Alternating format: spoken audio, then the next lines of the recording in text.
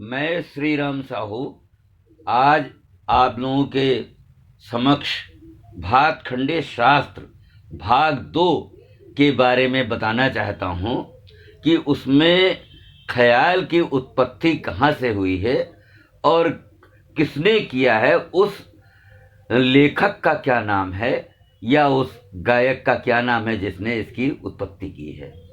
तो सर्वप्रथम ख्याल गायन की उत्पत्ति सदा रंग अदा रंग के समय से मानी जाती है। शास्त्रों के अनुसार तो ऐसा ही व्याख्यान मिलता है देखने को, परंतु कुछ विद्वानों के अनुसार एक न्यामत खां नाम के शायर हुए थे, जो दरबारी भी थे अलाउद्दीन खिलजी के समय, और वो सदारंग अदारंग के समय भी विद्यमान थे। जहाँ भी दरबार में उनको बुलाया जाता था वहाँ वो जाते भी थे।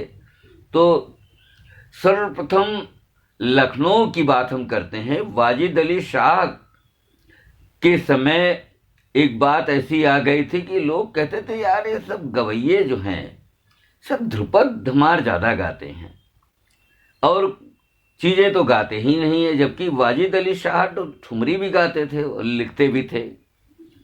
तो एक बार कुछ ऐसी बात कह दी वाजिद अली शाह ने कि और किसी को कुछ लगता आता ही नहीं है कुछ।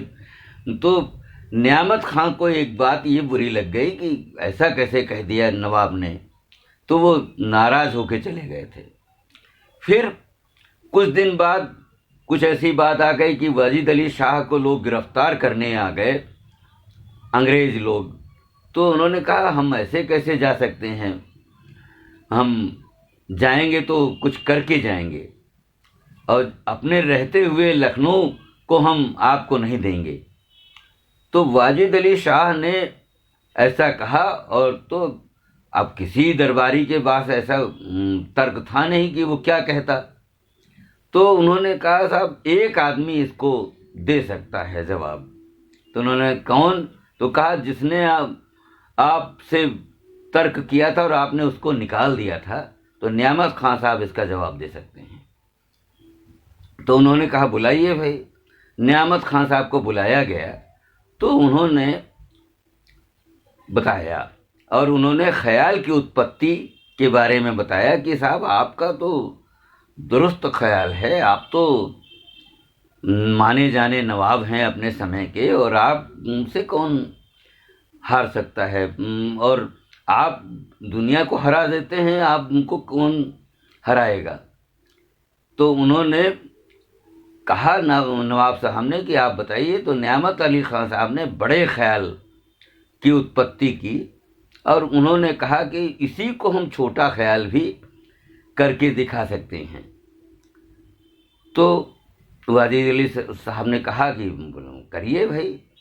तो उन्होंने एक रचना ली और उन्होंने कहा कि हम तीसरी ताली से शुरू करते हैं। एक ताल में, चाहे आप मान लीजिए एक ताल में भी हम गा सकते हैं और 3 ताल में भी गा सकते हैं, तिलवाड़ा ताल में भी गा सकते हैं और अदर तालों में भी गा सकते हैं। तो वाजिद अली साहब ने कहा कि ठीक है बताइए हाँ साहब। तो उन्होंने उदाहरण के तौर पर एक रचना ली और उन्होंने कहा कि ये देखिए कि ये हो सकता है कि नहीं हो सकता है। जैसे पिया की नजरिया जादू भरी, पिया की नजरिया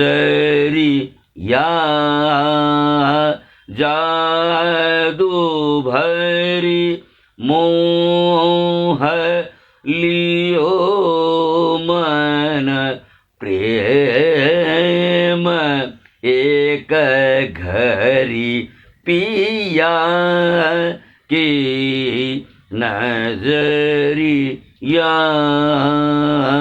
जादू भरी। तो बोले अब ये देखिए कि ये खाली से है, लेकिन हम इसको तीसरी ताली से भी शुरू कर सकते थे। तो अब पिया की नजरिया जब हम खाली से शुरू करेंगे तो या पर सम आएगा, और अगर तीसरी ताली से शुरू करते तो पिया की के आकार पर सम आ जाएगा।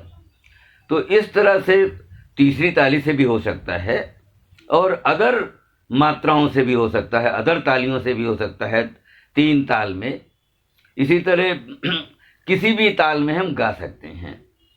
तो उन्होंने कहा कि अच्छा तो फिर अंतरा कैसे होगा? तो उन्होंने कहा कावन जतन अब करिए आली, कावन जतन अब करिए आली, नाही पर मोहे चैन एक घरी पिया की नजरिया जादू भरी।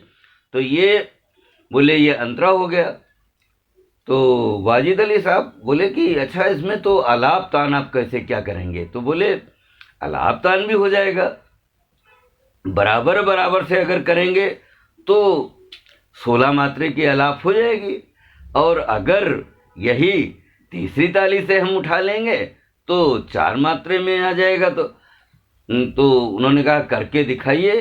तो उन्होंने कहा अच्छा देखिए साहब, हाँ साहब, पिया पिया की नजरिया जादू भरी, था तिन तिन ता, पिया की नजरिया। बोले ये हो गया कि नहीं हुआ? तो ये 4 मात्रे में हो गई, इसको हम 2 मात्रे में भी कर सकते हैं, तो और 1 मात्रा में भी करके आ सकते हैं। तो ये बड़ा ख्याल हो जाएगा। बस ये है कि उसका ध्यान रखना पड़ेगा ताल का, कि कहाँ से हम 1 मात्रा में ले रहे हैं और कहाँ पर 4 मात्रा से ले रहे हैं और कहाँ पर 3 मात्रा की आलाप ले रहे हैं। इसी तरह तान का भी होगा। बस अंतर इतना होगा कि आलाप धीमे धीमे गाई जाती है और तान तेज तेज गाई जाती है। बड़े ख्याल की तान में चौगुन और अठगुन की तान ज़्यादातर गाई जाती है, कुछ लोग 16 गुन की तान भी गाते हैं। परंतु जब इसे हम छोटा ख्याल करके गाएंगे तो यही चीज़ चंचल हो जाएगी, और चूंकि ये तेज गति में हो जाएगी तो वहाँ पर आलाप तान भी उसी तरह होगी, लेकिन उसमें थोड़ा सा अंतर आ जाएगा। तो वाजिद अली खान साहब ने कहा कि अच्छा बताइए। तो उन्होंने कहा देखिए, पिया की नजरिया जादू भरी, पिया की नजरिया जादू भरी, पिया की नजरिया जादू भरी, पिया की नजरी, नीरे गौर सा पिया की नजर, नीरे गमगर सा पिया की नजरिया जादू भरी, नीरे गमा पारे मगर सा पिया की नजरिया जादू भरी। तो बोले ये देखिए ये छोटे ख्याल में हो गया। तो ये इसमें भी हम 16, 12, 4 मात्रा, 8 मात्रा, 4 चरणों में आलाप कर सकते हैं। इसमें भी हो सकता है और बड़े ख्याल में भी हो सकता है।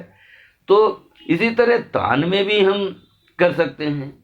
तो ये नियामत खां साहब की उत्पत्ति की बात है। बाद में इसको सदारंग अदारंग ने आगे बढ़ाया और उन्होंने इसको और आगे विस्तार दिया, जिसमें कि तमाम तरह की बंदिशें इन्होंने ईजाद की, अपना नाम भी जोड़ा।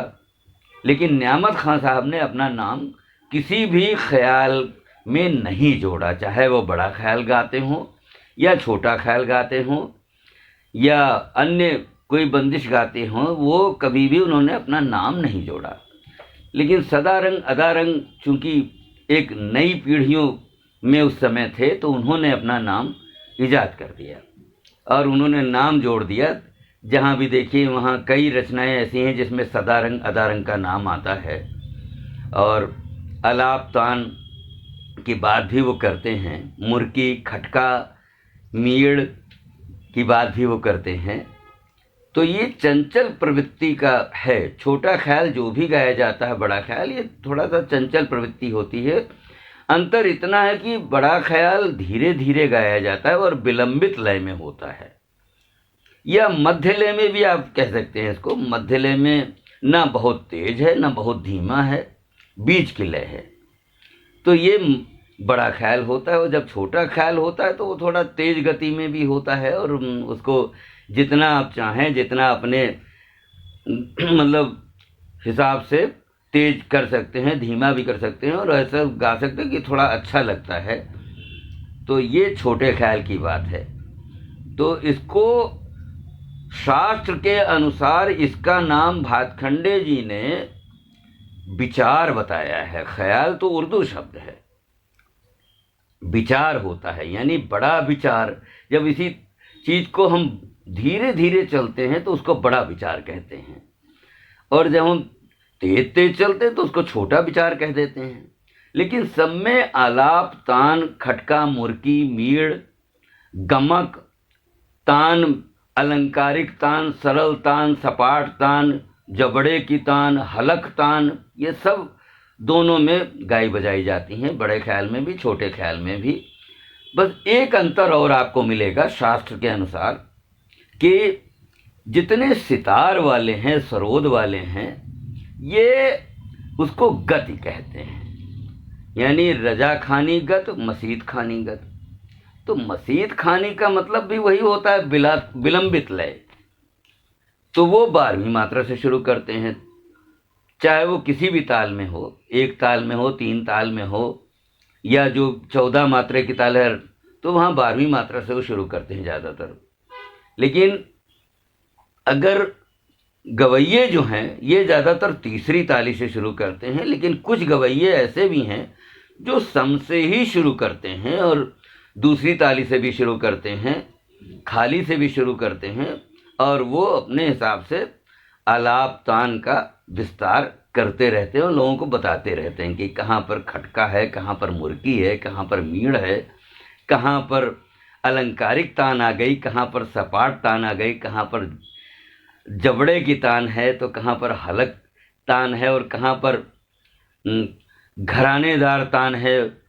तो जबकि घराना था ही नहीं, लेकिन अब चूंकि लोगों ने नाम रख दिए नवाबों के उसमें रह करके, ना अपना प्रशंसा के लिए कि हमारी नाम की प्रशंसा हो जाएगी और नवाब साहब की भी प्रशंसा हो जाएगी, चाहे वो रामपुर के नवाब हों, वज़ीर खां साहब हों, चाहे वो आपके दिल्ली के नवाब हों, और चाहे वो आपके ग्वालियर के नवाब हों, सब ने अपने अपने नवाबों की प्रशंसा में भी ये नाम रखने शुरू कर दिया और अपना भी नाम जोड़ दिया। तो इसलिए उनका भी नाम हो गया, नवाब का भी नाम हो गया।